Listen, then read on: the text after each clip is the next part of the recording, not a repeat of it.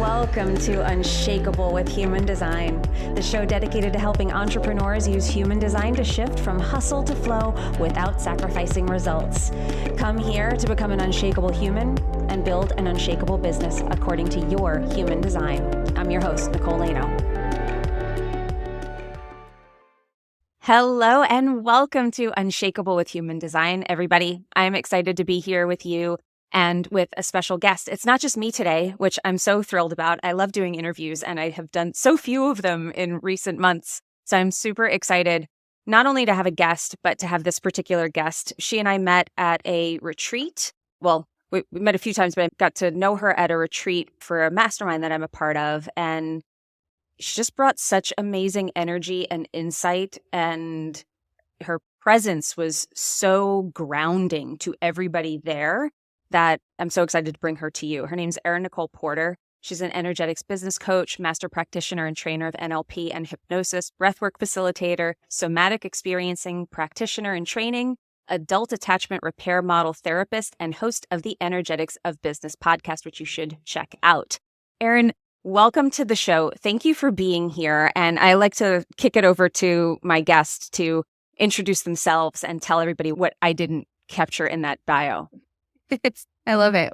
Thank you for having me, and thank you for that beautiful introduction. It was interesting as you were saying that, like, very grounding presence, because I feel like that's very much what I feel like I'm known for now. And I've always had that presence, I guess, of being very grounded, but now it's not from the lens of a mask, which is pretty much my entire life. I looked calm and grounded on the outside, but the inside was anxiety, burnout, overwhelm, go, do all the things. And so I was receiving that as you shared it. I was like, wow, it's so nice to have that be reflected and not be a mess anymore.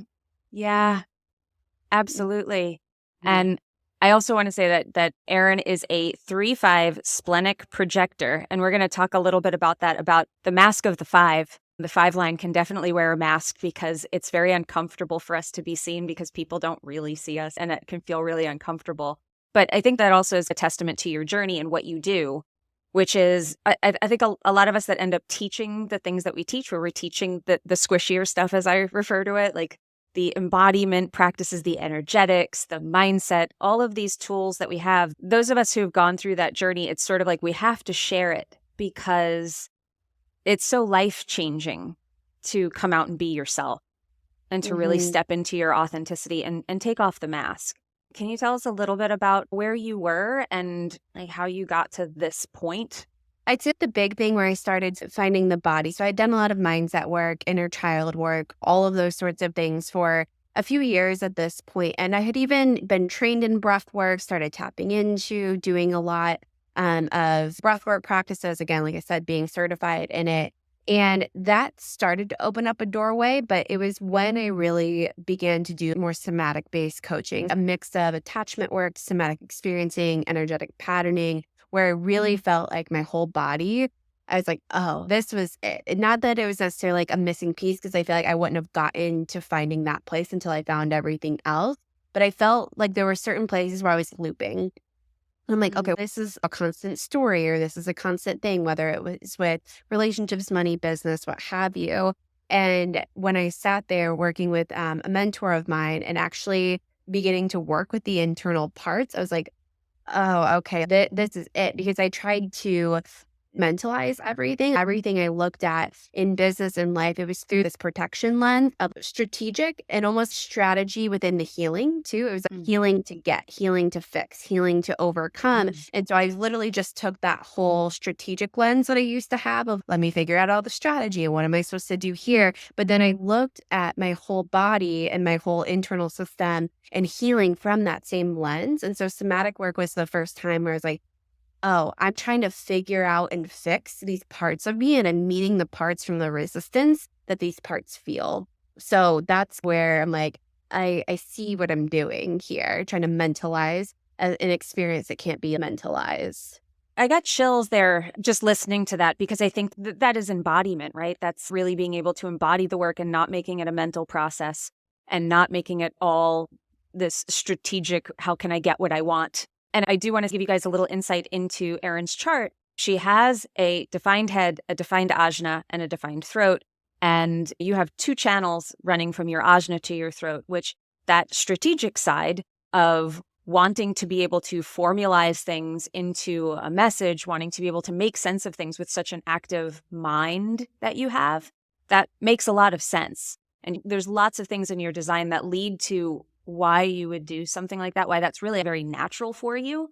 But we can also get caught in what's natural for us and have that overtake what the true calling is. The mind's a great tool, but we've given it too much license to take over in some ways. For those people who are listening who don't understand what somatics are, you are exactly the person I'd like to explain a little bit more about what somatic practices are, how it's different than mindset, I think is a big key factor. And just what's your take on what makes a true somatic practice? Yeah, so in just a very basic term, soma means body. I always like to say we have conscious minds at work, which is, I think, where most of us enter into the world, where it's like, okay, change your thoughts, change the way you're thinking about something. And then we're like, okay, I'm doing all of these things. And again, that's helpful. We do need conscious minds at work. It's like that 1% of the work that helps to keep us on track. It's what we can conceptualize. We have our subconscious mind, that 99 point whatever 6% kind of ranges and depends where you've looked at it, which is obviously our unconscious values, our behaviors, our memories, our identity, all of that I put in there. And then the soma is the body. So the body-based experiences, the memories that maybe you don't remember, but your body remembers. I think at this point, a lot of people have heard about the body keeps score, the imprints, the impacts are stored in your system. And so people might disagree with me on this, but I believe everything that's stored in your body and your nervous system is therefore impacting what you're thinking and then therefore impacting your result. And I think a lot of people try to focus it backwards. It's like, okay, I'm going to try to change what I'm thinking and that's going to change the internal experience that I'm having. So from somatic work, there's different practices. Obviously, anything that's getting you into your body, things like breath work or yoga or dance practices are going to be considered somatic-based practices because they're including the body. How I work with people in terms of somatic, it's more through somatic experiencing, adult attachment repair model, and then internal family systems work. So looking more so at the parts that are stored in your body, their protection mechanisms that they're running, and starting to meet them in a healthy co-regulation space where they can unfold and unwind and the sensations do more of the talking than our minds do, or even like talk-based therapy where talking things out and you're trying to process it. Because what happens when we do that versus actually getting in the body is we're still from that lens of conceptualizing it. It's like we're looking outside. One of my mentors always gave me this beautiful reflection. It's like we're looking outside, reporting about the weather versus being outside, standing in the weather. Those are two different things. I can report to you about how my sensation's feeling, or I can actually drop in and speak from. So those are the different lenses, but that's how I'm looking at everything in terms of the work that I do. I find this so interesting, particularly internal family systems, I find really fascinating. And before I even knew what that system was, I was looking at things through that lens of what's protecting me. How is this negative behavior, this thing that I'm trying to get rid of, how is this actually protecting me? How has this protected me my whole life? And when I learned about internal family systems, I was like, this is just the much deeper aspect of it. How do you work with parts in that way where it's different than working with parts integration in NLP and things like that? How do you see them differently? Yeah, so it's interesting. I just had a call right before this, and we were talking about how do we meet our parts. And for a lot of us, let's say we're working on something with money mindset or something like that. We're usually meeting the different parts of us, the different selves of us through this lens of, like I said earlier, we got to figure out, we got to fix it, we got to get through it, we got to get on the other side of it. And what that one does is it keeps us looping and healing and looping in process because we're always trying to view things from this lens of figure out, fix, get over, get through, whatever it might be. And so when I'm looking at parts, I'm being with the experience of the part. It's very much agendaless. It's like, okay, what if we meet this part without an agenda, without trying to figure out, fix, get through, get on the other side of, and we presence what's here. And when we presence what's here, especially in the body is magnetic. It's beautiful. It knows it has a somatic story and it's going to move through that. So it's almost like the presence has no agenda and it's there and it's with and it's a yes to the experience. The heart's online, the body's online, we're with it, and we're just going to see what the body does. And what I've found is with our parts, if we go in with an agenda, obviously there's an intention, right? But if we go in trying to move through something or get through something, we get met with a resistance because we're usually trying to meet the part from either another part or from the way that whole part was formed. And then what happens is that part then tries to get bigger, it tries to run that same strategy. And so you can't meet the part from the same way that the part was formed. It's got to get the attunement in the healthy way that it didn't get met growing up. So then that's where the attachment dynamics start to play in. So I don't know if that answered your question fully, but it's always the lens in which we meet the parts, which helps it to move through. Versus NLP parts integration. Yes, both of the parts both have this highest intention, which is usually like love, connection, safety, presence, whatever it is when you chunk up high enough. But the thing is that part's not going to put the armor down or the protection strategy down until it has the safety and the reassurance in the body for it to feel actually safe to be able to do so. And I know you also use EFT as well in your practice. How do you use EFT in this whole arsenal? Because I really love, and I think this is a valid point, it's not just one tool. There's this toolbox that you pull from for working with different people that you're working with. And I think that's similar with human design and with the other things that I do. I'm always looking at the individual and what's present right now and what tool, what do we need in this moment. How do you decide what to use? Do you have your favorites that you go to, or is there some process that you're taking people through to figure out this is really what is needed here? Yeah, I'd say with EFT, I give that more as like a self-to-self modality, like anything that I can give people. If I can give them a hypnosis, if I can give them an EFT, that's something that they can do more self-to-self. In session, I'm doing more somatic experiencing, attachment repair, those sorts of things, because those are things that you can't heal your attachment style on your own. It's something that you have to be in connection. You can regulate yourself. So I'll give regulation tools. But if I'm doing a session with somebody, I'm going to do things that require co-regulation as a skill for healing. So I use them all, but just in different ways of like, here are things that you can do outside of session versus what needs presence and what needs to be here now in the body. And two, because when we start working in the body, if we don't have a baseline or a capacity, it can actually be, for some archetypes, it can be worse to put somebody into their body if they don't have a foundation laid. Because let's say, for example, if someone is very much leaving their body or dissociating, somatic work is going to blow them out faster than they even have ever blown out before, because there's not a titration and a pacing to it. So I want people to feel and experience that. So then when they go to do an embodiment practice outside of it, they have a foundation of safety built first. Right. You don't want them further dissociating. You don't want them going further into something that is their strategy already, because that's what we do. This is what works. I'm going to work on this thing, and we can definitely end up running right into a pattern that we're looking to break. So your podcast is called The Energetics of Business. Let's talk about the energetics of business and why this stuff actually does matter. I think that this is something that, in my experience, and I'm curious what yours is, but in my experience working with people and talking to people, it's something that they know that they need, but it's not always something that they feel is at the top of the list of priorities until usually everything falls apart or they've exhausted and spent lots and lots of money on all the other stuff and it hasn't worked, that they're like, oh, wait, it must be me. And then sometimes there can be shame that we've layered on there because all the other things didn't work. And it's like, I'm broken. Here, now come fix me. What do you see as the role of energetics in business? What is your perspective on that?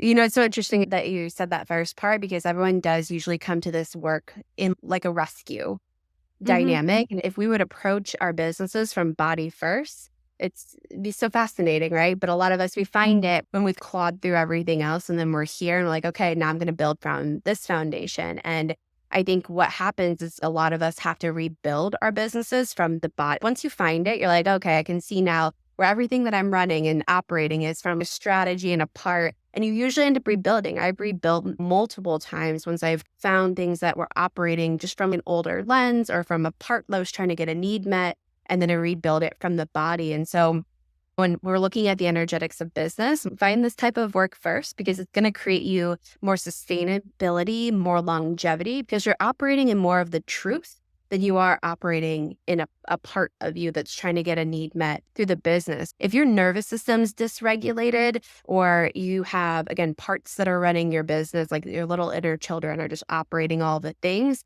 yes, I'm sure there are people out there that can tend to operate in that way and they will have a lot of success. But the thing is, they also have a lot of anxiety, maybe not healthy relationships, all of that.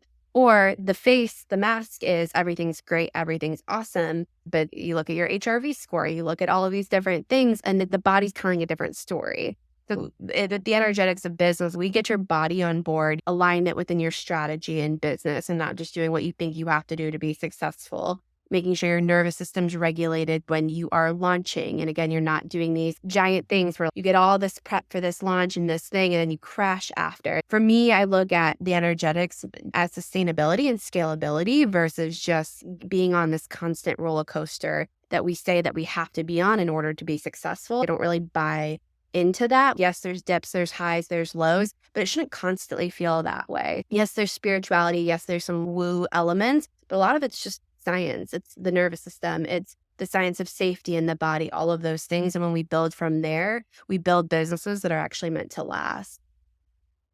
Yeah, I don't think you want to burn your business to the ground if you have a regulated nervous system. You're looking at it from a very different lens. You're looking at it maybe going, this isn't really working and I feel good about changing it, rather than, oh my God, I can't take it anymore. I've just got to let all of this go. I've got to quit and run in the complete opposite direction, which I look at when I quit my corporate job.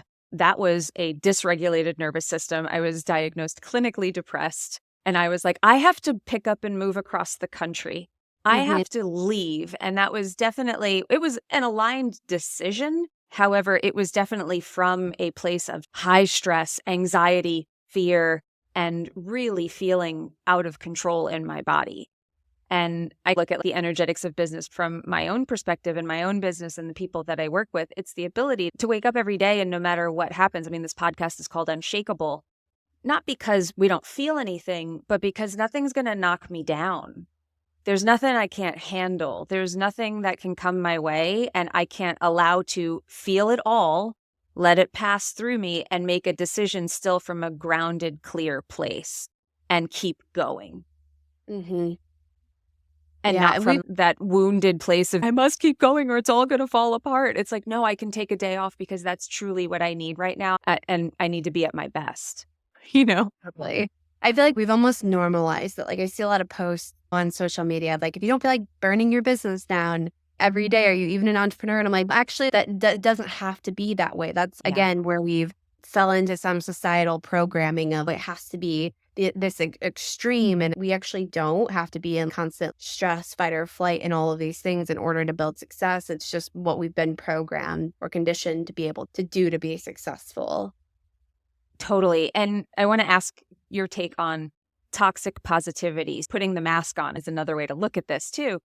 Everything is fine, everything is fine, everything is fine, but it's actually not. Do you see that just as much in your world or what you're picking up from on social media?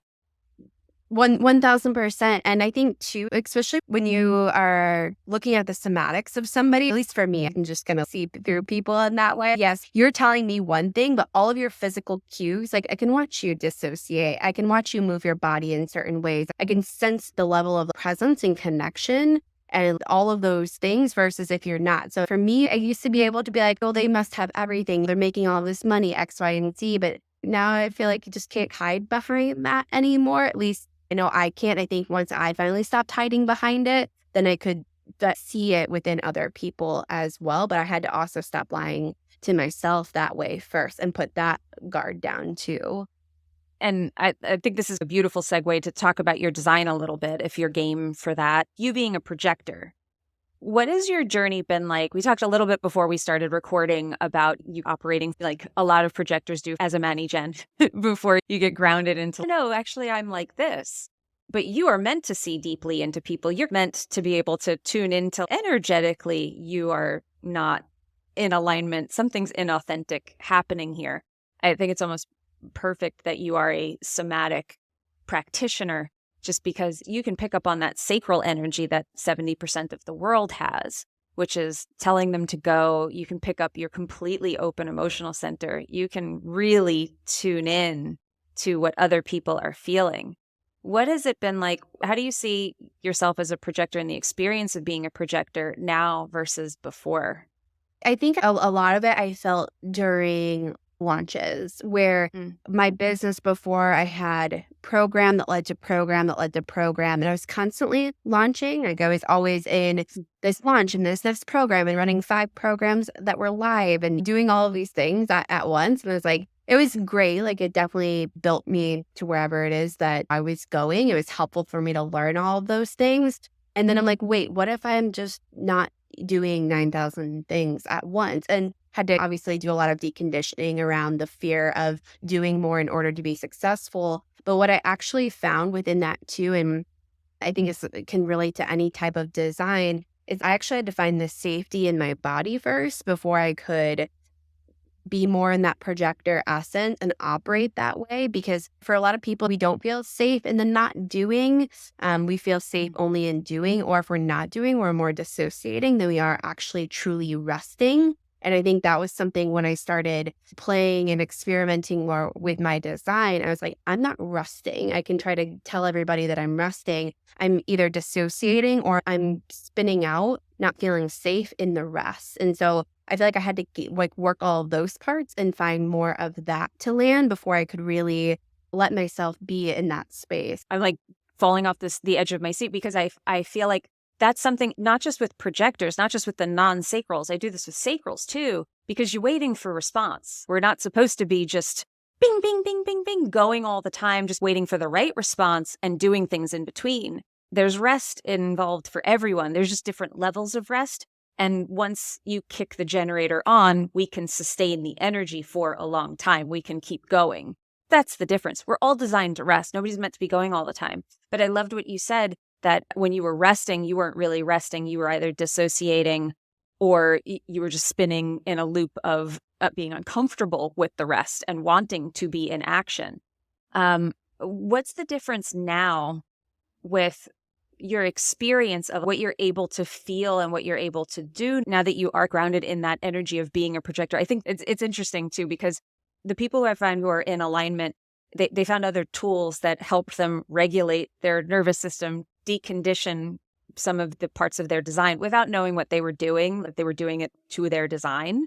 But we find what we need a lot of times if we are the type to search and to seek. And you have definitely seeker as part of your design. But what is your experience now as a projector versus then, if you know the difference, which I'm guessing if anyone does, it's probably you. How does it feel in your body? And how does it feel when you're with other people? What's the difference of the quality of your experience there energetically? You know, there's 2 things that pop up. The first one is if I'm around a bunch of other people and they're doing a bunch of different things in life and business, there's less of a power over or power under dynamic. Mostly I would lean towards more power under, where then I would cipher out all of my energy into everybody else around me, thinking that their truth had to be my truth, and I would lose myself. Like either merge in the energy, I would endure, I'd do all these different things. And now there's like, I can hear you, I can feel you, I can be with you, but I can also find my truth, my central channel, and relax and lean into that. So there's more discernment, I guess, in the system would be one way to put it. And I think the other piece too is I'm able to hold myself in the discomfort of, okay, if these parts get activated and they start wanting to do these sorts of things, I'm making like a reaching thing here. If you're listening to the podcast, I can find more of this staying and being with whatever discomfort, my truth versus their truth, and all of that. And there's not like a needing to prove, explain, or do, or jump on everything. There's a deep knowing in the system. I love that. Would you say that prior to the work that you've done, did you find that you would pick up on energy and ever think it was you or feel disoriented by it? Was that the experience before? I would know this is theirs, this is mine. That didn't stop me though. I could be like, okay, that's their story. But then it was like codependency. So it's like, but I need to make them happy, or I need to do it this way to prove that I'm a good girl, that I'm achieving, that I'm doing all this. I would do this a lot with coaches or just in relationships. So it was more that I knew the difference, but I'd still lose myself in it because I wasn't standing on a strong internal foundation. So I would get constantly swept versus actually speaking up of what I wanted to do or how I wanted to do something. And so I think that's the biggest piece is more of that truth is more there and there's an unwavering in it versus if I don't do this or if I do speak my truth or if I go against the grain, what's going to happen? I had to work through more of the fears than not being in that codependent pattern with people or things. Oh, thank you for sharing that. I mean, your G center is completely open. Your ego center is completely open. Your emotional center is completely open. And the way we look at that is just there's no consistency that is yours, that you are able to experience it so cleanly from other people. And then being a projector with your super focused aura where you dive into people, whether you want to or not, energetically, you just focus on other people. And other designs have challenges with every single one. But with the projector, I feel like, in my experience living with lots of projectors and working with them, is that like you're here for other people, meaning that your energy is always seeking out the other. There's nothing in you that's saying, cool, now go do this. It's all very much attached to other or focused on other people. You're always taking in the other. You're always diving in. Did you ever have to learn to hang back and wait for the invitation or wait for people to allow you in? Or was that not really an issue for you?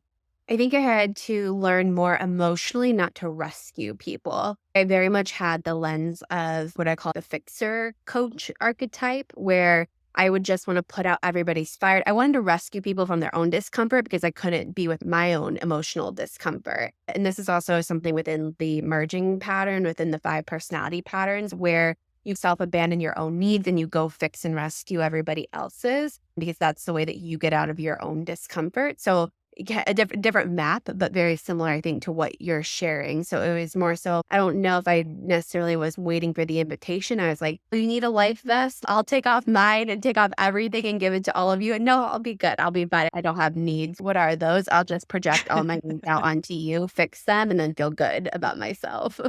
Absolutely. That's why I wanted for you to share your experience. And thank you for doing that because I think it helps people to hear what was it like for you? Because my experience is very different than yours and pretty much everybody else's. The other question that I have for you, what part of human design have you found the most impactful or that you've really been able to tune in and that's helped you understand yourself more or had another effect on you? I think honestly, the profile lines I find very, very fascinating and both in what tracks and also feeling very seen. I was mentioning this to you earlier in leadership stuff, like with the 5, like the projections onto and not then contracting or crumbling into the projections, but being able to hold a truth. When I heard about the projector thing, I had already kind of been operating in that lens. Like if you would have told me projector stuff in 2015, I would have been like, I don't get it. The splenic, I've always been like yes or no, very quick, and I don't really take too much time. I'm just like, yep, I'm in, it's happening, we're going, and we're doing this thing, and I'll move across the country or start the business or whatever. The experimenting part with the 3, that tracks, but it was that 5 where I was like, oh shit, there's something here where I felt like it helps me with the initiations within leadership. And also I would track a lot of the 5 stuff of so I look a lot at your energetic capacity within your nervous system to feel safe in holding more. That's a big piece of somatic work when people are wanting to grow their income or hold more people in their program. So you got to get your body on board with that. And I made a huge connection because of the amount of projections. I would limit how much I was able to hold because there was so much fear of what would happen if it's 10x what it is right now.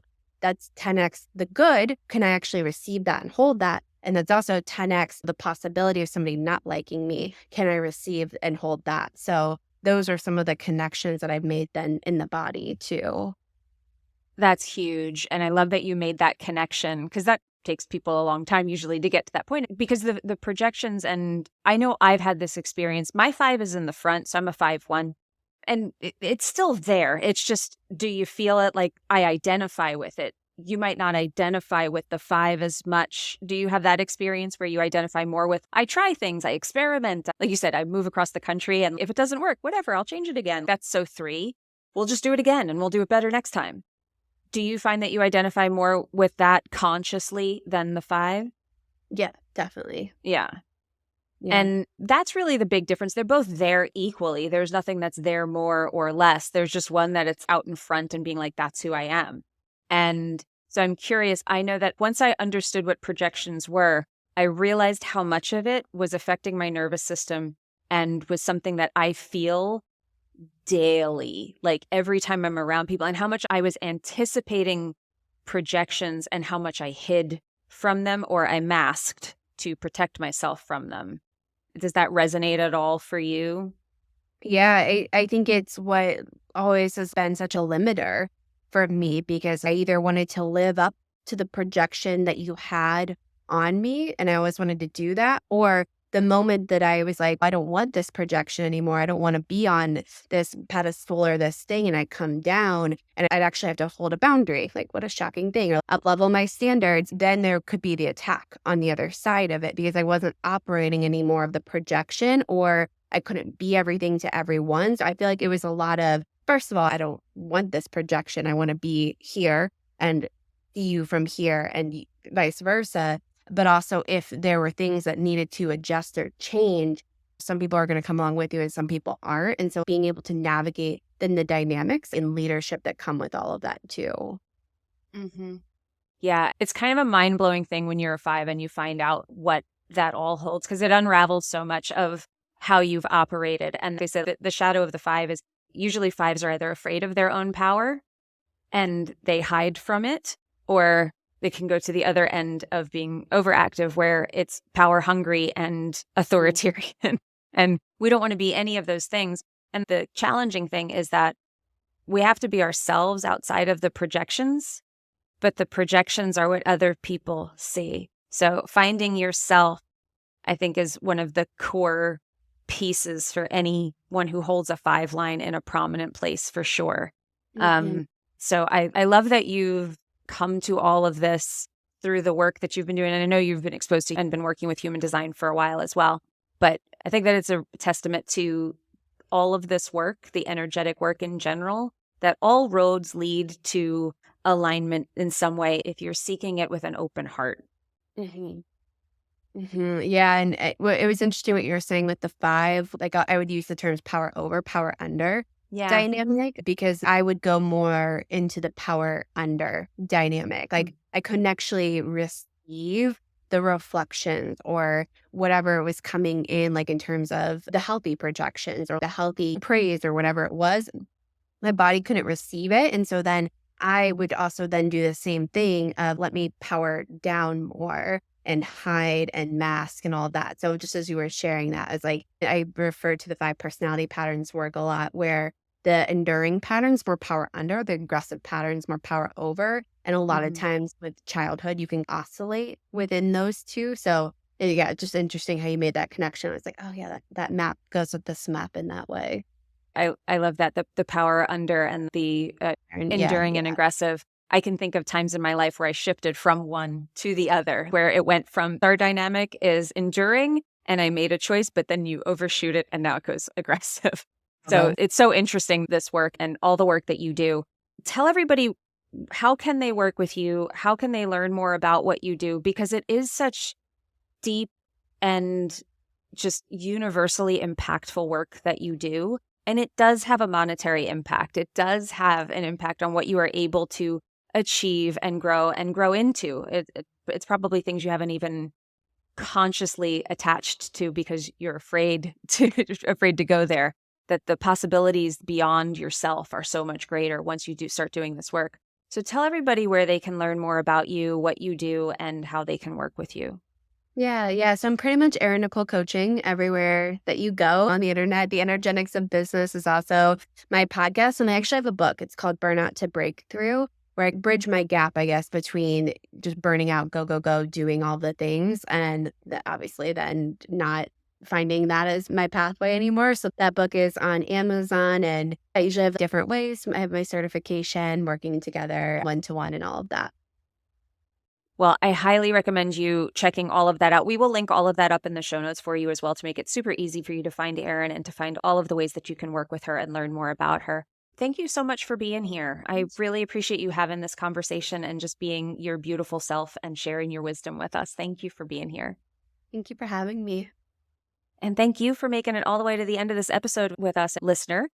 You made it. We appreciate you. We love you. Thank you for being here. And remember, you can only have an unshakable business if you first become an unshakable human. So we hope we helped you on that journey today, and we hope you join us next time where we continue helping you on your journey of becoming unshakable with human design. We'll see you in the next one. If you love this episode and you're a fan of the show, please show us the love on iTunes, Spotify, or wherever you're listening to the show and leave us a review. And if you'd like to connect with other entrepreneurs on their human design journey, join our free Facebook community, Human Design for Entrepreneurs. Go to nicolelano.me/podcast links to join the group, book a human design reading with me, or access our free human design resources. We'll see you there.